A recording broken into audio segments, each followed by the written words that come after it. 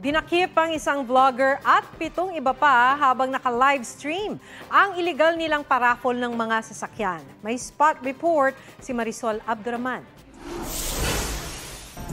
Taas kamay lang po, baby. Taas kamay lang po, please.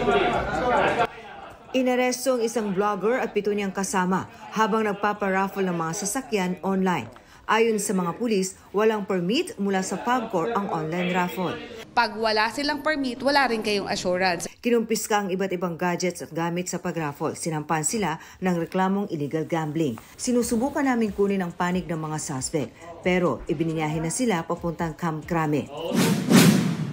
Naputulan ng binti at sugatan ang isang lalaki matapos sumabog ang umano'y pagawaan ng mga paputok sa Batangas. Ang pinangyarihan ng pagsabog nagkapira-piraso.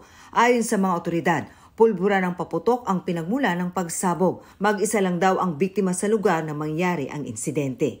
Sinusubukan pangkunin ang pahayag ng biktima. Marisol Abduraman, nagbabalita para sa GMA Integrated News.